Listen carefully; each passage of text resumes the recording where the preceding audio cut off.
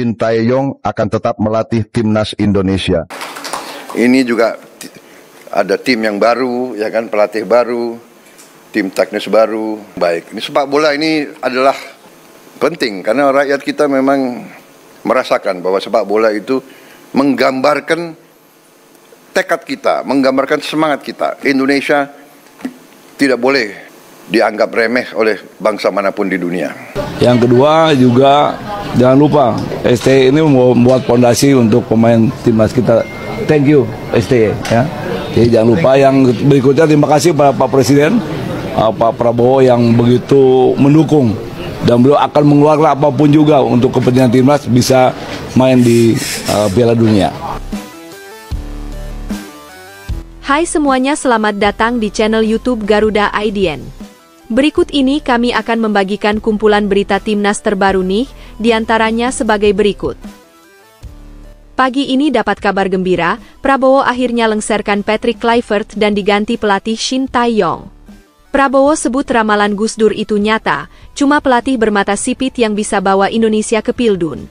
Terima kasih Prabowo, akhirnya doa publik terkabul juga. Ivar Janner berhasil cetak gol di klub FC Utrecht dan bikin media tim Teng ketar-ketir.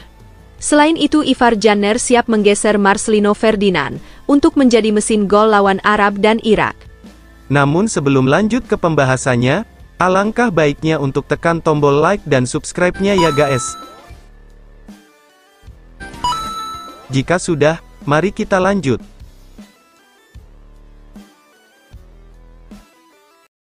Pagi ini dapat kabar gembira, Prabowo akhirnya lengserkan Patrick Kluivert dan diganti pelatih Shin Tae-yong. Prabowo sebut ramalan Gus Dur itu nyata, cuma pelatih bermata sipit yang bisa bawa Indonesia ke Pildun. Terima kasih Prabowo, akhirnya doa publik terkabul juga. Timnas Indonesia akan segera menghadapi laga besar kontra Arab Saudi pada 9 Oktober 2025 dan Irak pada 12 Oktober 2025. Dua pertandingan ini menjadi penentu langkah Garuda, apakah bisa terus menjaga peluang menuju Piala Dunia atau harus berhenti di tengah jalan. Publik sadar bahwa memiliki pemain berkualitas saja tidaklah cukup. Tim butuh sosok pelatih yang mampu membangun kekompakan, menghadirkan taktik matang, serta menjaga mental seluruh pemain tetap stabil. Pertandingan melawan tim-tim besar Asia bukanlah hal yang bisa ditangani secara instan. Dibutuhkan pengalaman dan strategi yang teruji. Persiapan pun harus mencakup lebih dari sekadar latihan fisik. Taktik, variasi serangan, serta pengaturan tempo menjadi kunci. Disinilah peran pelatih benar-benar dibutuhkan. Kemampuan membaca situasi dan melakukan perubahan cepat selama pertandingan akan sangat menentukan. Menjelang Oktober, atmosfer sepak bola Indonesia semakin panas. Semua berharap PSSI membuat keputusan yang tepat dalam menentukan siapa yang akan memimpin skuad Garuda di laga vital ini. Suasana semakin menarik ketika Presiden Prabowo Subianto ikut memberikan pandangannya. Dalam sebuah pidato, ia menyinggung soal siapa pelatih terbaik yang layak menangani timnas Indonesia di laga penentu. Menurut saya, Shin Tae-yong harus dipanggil lagi. Dia pelatih yang bagus dan sudah terbukti, katanya dengan tegas. Prabowo menilai perbedaan kualitas antara Shin Tae-yong dan Patrick Kluivert terlihat jelas. Patrick hanya mampu membawa Indonesia bermain imbang melawan Lebanon, sedangkan Shin Tae-yong pernah menunjukkan hasil luar biasa dengan menahan imbang Australia, tim kuat Asia. Kita harus realistis, hasil di lapangan bicara banyak. Shin Tae-yong lebih layak, tambah Prabowo. Pernyataan ini sontak mendapat perhatian luas dari masyarakat. Dukungan politik terhadap figur pelatih timnas jarang terdengar sebelumnya. Namun, komentar Prabowo dianggap mewakili suara banyak penggemar yang sudah lama merindukan kembalinya Shin Tae-yong. Ucapan ini juga memperkuat desakan publik agar PSSI segera mengambil langkah konkret.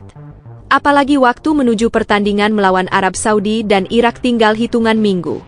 Bagi supporter, dukungan dari tokoh sebesar Prabowo menambah keyakinan bahwa perubahan di kursi pelatih adalah hal yang tak terhindarkan.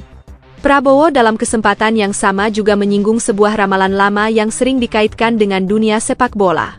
Ia mengatakan, "Saya setuju dengan ramalan Gus Dur. Katanya hanya orang bermata sipit yang bisa membawa Indonesia lolos ke Piala Dunia." Kalimat itu sontak memicu tawa sekaligus tepuk tangan dari para hadirin.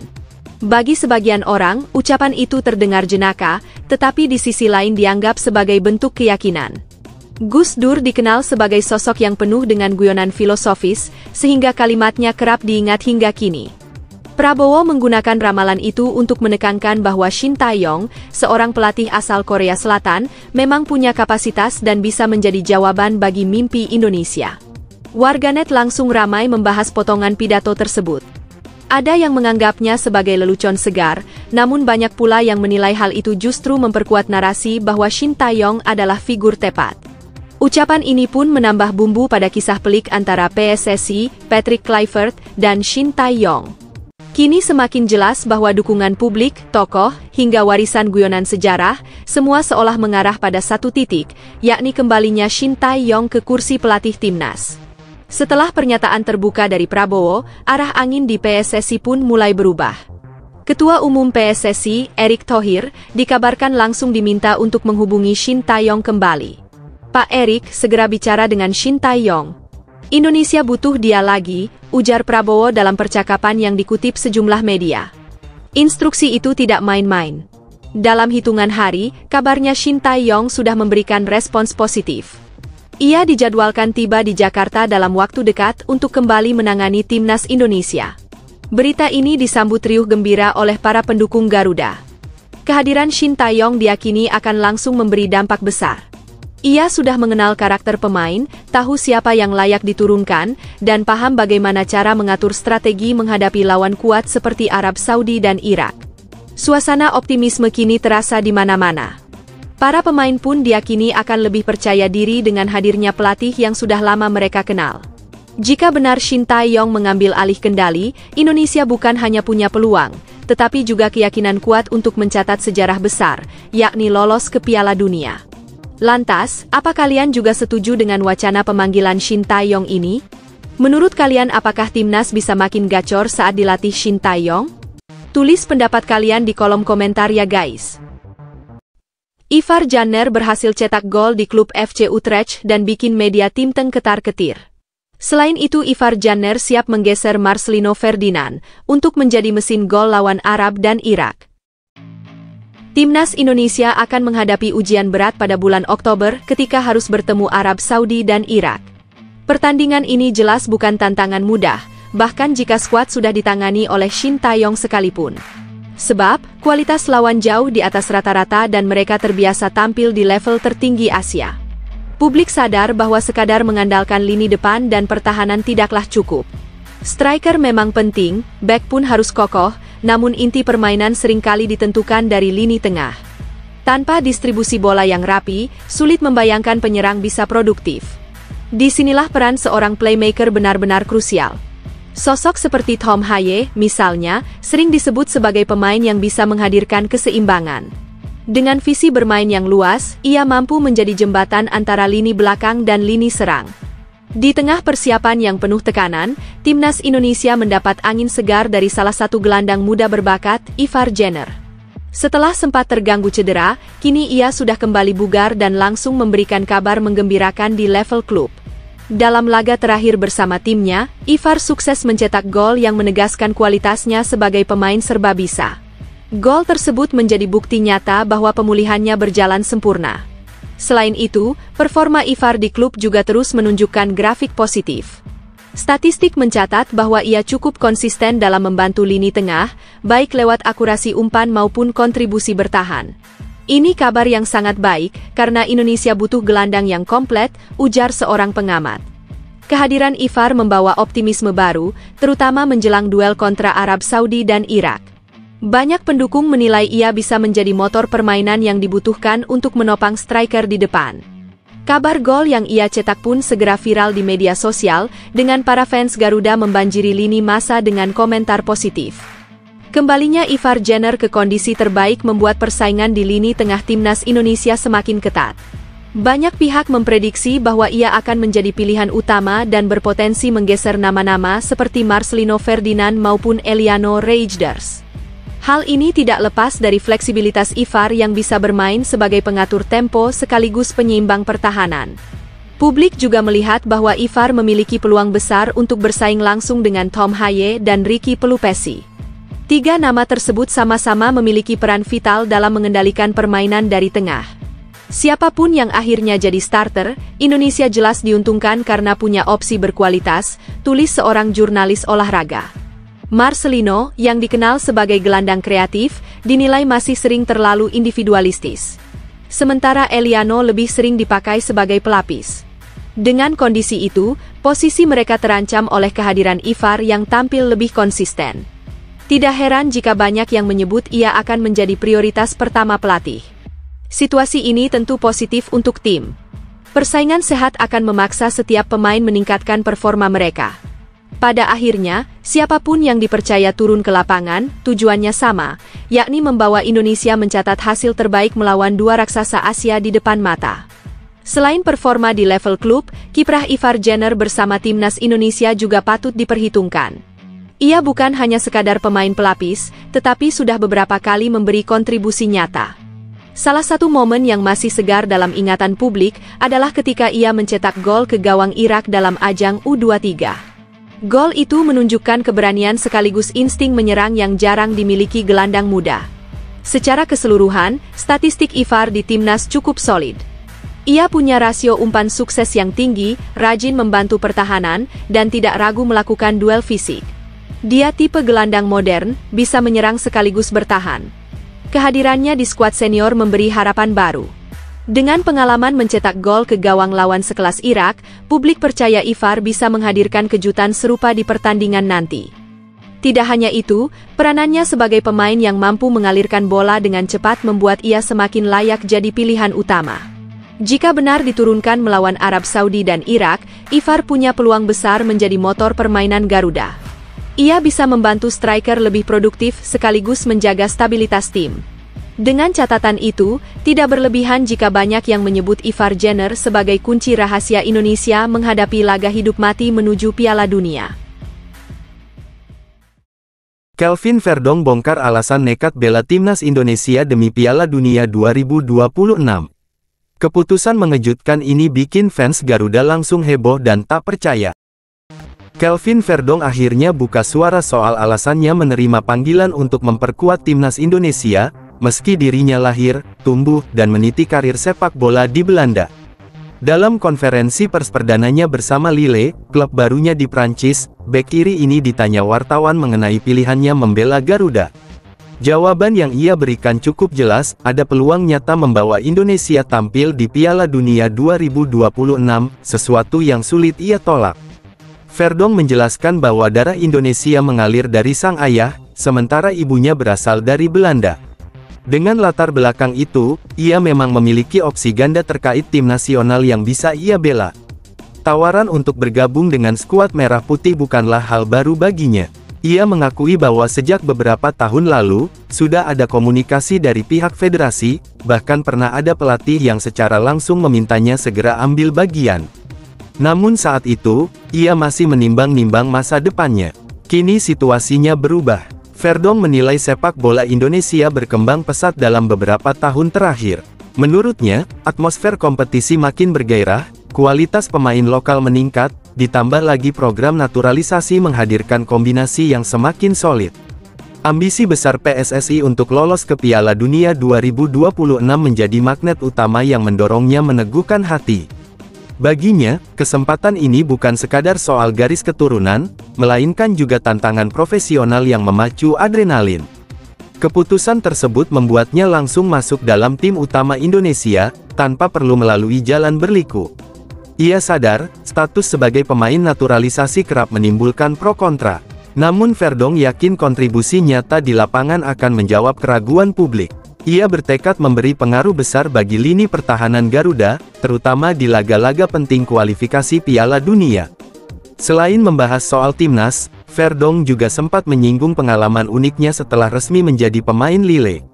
Ketika ditanya tentang bagaimana sambutan fans di Indonesia terhadap kepindahannya ke Ligue 1, ia mengaku belum pernah melihat ada supporter di tanah air yang mengenakan jersey Lille dengan namanya di punggung. Dengan nada bercanda, ia menyebut masih menunggu momen itu terjadi, sebagai tanda bahwa kehadirannya mulai dikenal luas.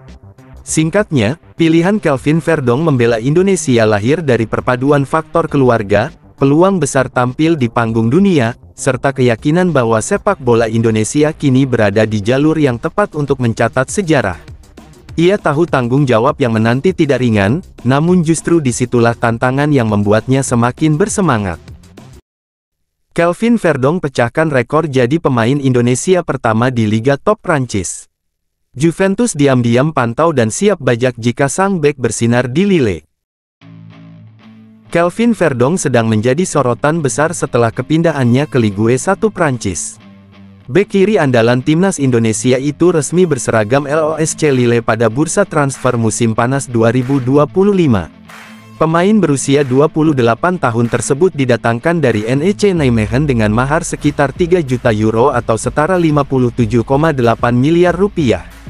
Angka itu sekaligus menandai betapa seriusnya Lille dalam membangun kekuatan baru di sektor pertahanan.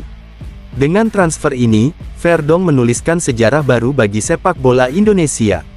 Ia menjadi pesepak bola pertama asal Indonesia yang berkiprah di kasta tertinggi sepak bola Prancis. Namun, perjalanannya jelas tidak akan mudah. Di dalam skuad Lille, ia harus bersaing ketat dengan Romain Perrault, bek kiri asal Prancis yang baru bergabung dari Real Betis. Perrault tampil impresif di awal musim, bahkan sudah menyumbang 1 gol dan 1 assist dalam 3 laga pertama Ligue 1 2025/2026. Situasi ini tentu menjadi tantangan tersendiri bagi Verdong untuk membuktikan kualitasnya di level Eropa. Rumor yang tak kalah menarik datang dari Italia. Juventus dikabarkan tengah mengawasi perkembangan sang pemain. Klub raksasa Serie A itu bisa saja mencoba mendatangkan Verdong pada bursa transfer musim panas 2026 jika performanya bersama Lille terbukti gemilang. Hal ini masuk akal, sebab Juventus memiliki rekam jejak kuat dalam merekrut pemain dari Ligue 1, terutama dari Lille. Nama-nama seperti Timothy Weah, Thiago Jallo, hingga Edon Zegrova dan Jonathan David sebelumnya juga direkrut si nyonya tua dari klub yang sama. Debut Verdong di Ligue 1 kemungkinan akan hadir saat Lille bertemu Toulouse pada tanggal 14 September tahun 2025. Walaupun peluangnya besar untuk memulai pertandingan dari bangku cadangan, tanda-tanda positif sudah terlihat. Pelatih Bruno Genesio memasukkannya ke dalam sesi latihan penuh, sebuah indikasi bahwa kesempatan bermain semakin dekat. Lille sendiri tak asal merekrutnya. Selama membela NEC Nijmegen sejak 2021, Verdong tampil luar biasa konsisten. Dalam 3 musim, ia turun di 164 pertandingan, mencetak 8 gol, dan memberikan 9 assist. Statistik itu mengukuhkan dirinya sebagai salah satu bek kiri paling stabil di Eredivisie. Fleksibilitasnya juga menjadi nilai tambah, karena selain bisa mengisi posisi sayap kiri pertahanan, ia mampu beradaptasi sebagai bek tengah. Kehadiran Kelvin Verdong di Ligue 1 menjadi kebanggaan tersendiri bagi publik Indonesia. Langkahnya membuka pintu baru bahwa pemain Indonesia mampu menembus liga-liga besar Eropa.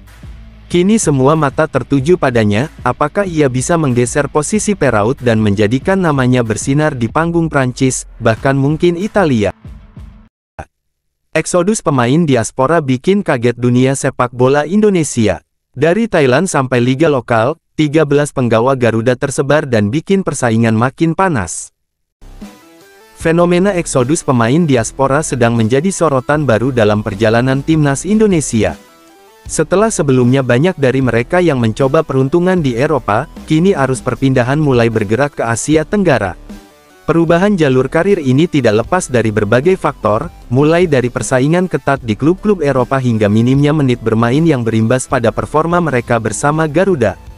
Sebagian dari pemain naturalisasi akhirnya memilih melanjutkan kiprah di liga-liga Asia Tenggara yang juga memiliki atmosfer kompetitif. Liga Thailand, misalnya, menjadi magnet kuat dalam beberapa musim terakhir. Kompetisi di negeri Gajah Putih dikenal memiliki kualitas permainan yang cukup menantang. Saat ini, 2 nama andalan tim nasional, Sandy Walsh dan Sain Patinama, bergabung dengan Buriram United. Mereka melengkapi deretan pemain Indonesia lain yang lebih dulu menjejakkan kaki di Thailand, termasuk Pratama Arhan yang kini berseragam Bangkok United serta Asnawi Mangkualam bersama Port FC. Sementara itu, Liga Malaysia yang dahulu sering menjadi destinasi utama, kini tak lagi ramai dihuni pemain Indonesia. Saat ini, Hanya Ramadan Sananta yang bertahan, memperkuat DPMM FC dari Brunei Darussalam yang ikut berkompetisi di Liga Super Malaysia 2025/2026. Padahal, musim sebelumnya negeri jiran sempat menjadi rumah bagi beberapa nama besar seperti Sadil Ramdhani di Sabah FC dan Jordi Amat di Johor Darul Takzim. Kini, jejak mereka tidak lagi tampak di kompetisi tersebut. Persebaran pemain timnas Indonesia pun semakin terkonsentrasi di dalam negeri. BRI Super League 2025/2026 menjadi wadah utama bagi mayoritas penggawa Garuda, termasuk pemain-pemain naturalisasi. Persib Bandung tampil sebagai klub dengan kontribusi terbanyak, menghadirkan 4 pemain yang memperkuat timnas, yakni Beckham Putra Nugraha, Mark Klok, Tom Haye, dan Eliano Reijenders. Selain Persib, Dewa United juga menjadi penyumbang penting dengan 3 pemain andalan timnas, Egy Maulana Fikri, Ricky Kambuaya, serta Stefano Lillipali. Persija Jakarta tidak mau kalah, mengirimkan 2 pemain kuncinya, Rizky Ridho dan Jordi Amat. Begitu juga Malut United yang menghadirkan pasangan kembar Yakob Sayuri dan Yance Sayuri.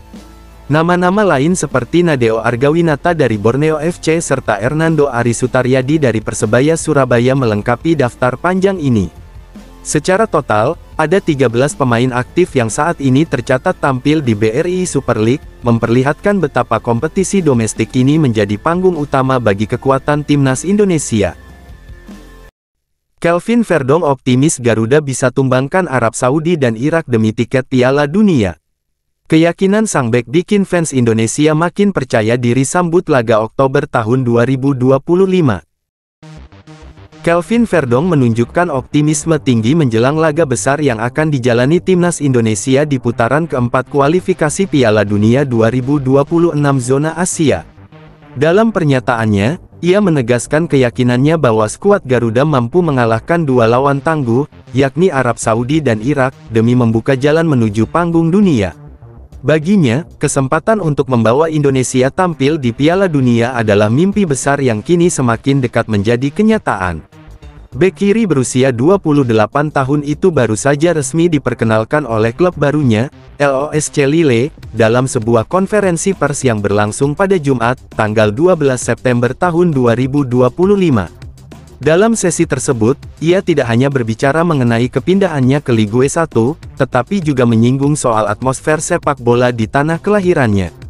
Verdong bercerita bagaimana antusiasme masyarakat Indonesia terhadap sepak bola begitu luar biasa, bahkan menurutnya sulit ditemukan di negara lain.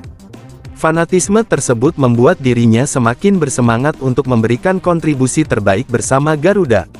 Indonesia sendiri tergabung di grup B babak keempat kualifikasi bersama 2 negara dengan tradisi sepak bola yang kuat. Arab Saudi yang berstatus tuan rumah jelas memiliki keuntungan dari segi dukungan publik dan kondisi lapangan. Sementara itu, Irak terkenal sebagai tim yang disiplin, keras, dan seringkali sulit ditaklukkan. Meski begitu, Verdong percaya bahwa semangat juang serta perkembangan pesat timnas Indonesia dalam beberapa tahun terakhir bisa menjadi faktor penentu. Jadwal pertandingan yang sudah ditetapkan menuntut Indonesia tampil maksimal sejak awal. Pertandingan pertama akan mempertemukan Garuda dengan Arab Saudi pada tanggal 8 Oktober tahun 2025. Hanya 3 hari kemudian, Indonesia kembali menghadapi ujian berat dengan melawan Irak. 2 laga tersebut dipandang sebagai titik awal penting dalam usaha mewujudkan ambisi besar, mengamankan tiket ke Piala Dunia untuk pertama kalinya dalam sejarah. Verdong menyadari bahwa perjalanan ini bukan perkara mudah. Namun, ia melihat adanya peluang besar jika para pemain mampu menjaga konsistensi dan tampil percaya diri. Ia juga menekankan pentingnya kekompakan tim serta dukungan penuh dari para supporter yang selalu hadir di belakang skuad Garuda. Keyakinan ini membuat publik semakin menaruh harapan tinggi, bahwa timnas Indonesia tidak hanya sekadar menjadi peserta, tetapi benar-benar bisa menciptakan kejutan di level Asia. Dengan pengalaman barunya di Eropa bersama Lille, Verdong bertekad membawa energi positif dan menularkan mentalitas kuat kepada rekan-rekannya di timnas Indonesia. Baginya, Oktober tahun 2025 akan menjadi momen pembuktian apakah Garuda benar-benar siap terbang tinggi menuju panggung terbesar sepak bola dunia. Timnas Indonesia U17 keok tipis 0-1 dari Makedonia Utara di laga uji coba sengit. Garuda Muda gagal cetak gol meski punya banyak peluang emas. Timnas Indonesia U17 kembali mendapatkan pelajaran berharga saat melakoni laga uji coba melawan Makedonia Utara U17. Pertandingan yang berlangsung di Stadion Dragalevski, Sofia, Bulgaria, pada Sabtu 13/9 merupakan bagian dari persiapan Garuda Muda menuju Piala Dunia U17 2025. Sayangnya, dalam duel penuh tensi ini, anak-anak asuh Nova Arianto harus mengakui keunggulan tipis lawannya dengan skor 0-1. Sejak menit awal, Makedonia Utara langsung tampil agresif. Mereka memegang kendali permainan dengan dominasi penguasaan bola. Meski begitu, Indonesia tidak tinggal diam. Para pemain muda Garuda mencoba menekan dengan pressing tinggi agar bisa merebut bola lebih cepat. Upaya itu sempat membuahkan peluang saat Nasril Alvaro mendapatkan ruang tembak. Namun, sepakan kerasnya masih melebar dari gawang. Momen berbahaya kembali datang dari kubu lawan melalui situasi bola mati.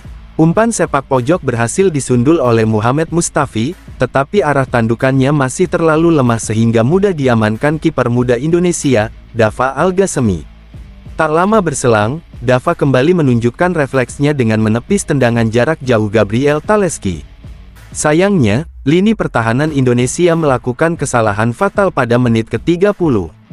Putu Panji salah mengantisipasi umpan, bola berhasil direbut Ivan Tancev yang langsung menusuk ke dalam kotak penalti. Ia dengan mudah melewati Dava sebelum menceploskan bola ke gawang kosong.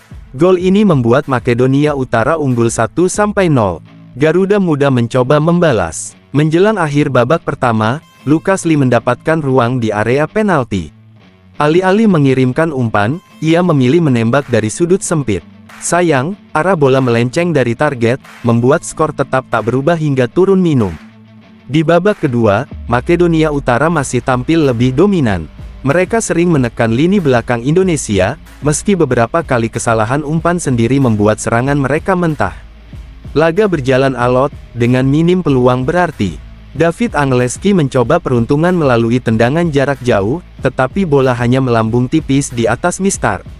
Menjelang akhir laga, Indonesia berusaha keluar dari tekanan dan mencoba menekan balik. Serangan demi serangan digulirkan, tetapi efektivitas di lini depan masih kurang tajam. Akibatnya, tak ada gol balasan yang tercipta hingga peluit panjang dibunyikan. Kekalahan tipis ini menjadi bahan evaluasi penting bagi skuad muda Indonesia. Meski gagal meraih hasil positif, pengalaman melawan tim Eropa seperti Makedonia Utara jelas memberikan pelajaran berharga, terutama dalam aspek ketenangan dan pengambilan keputusan di lapangan.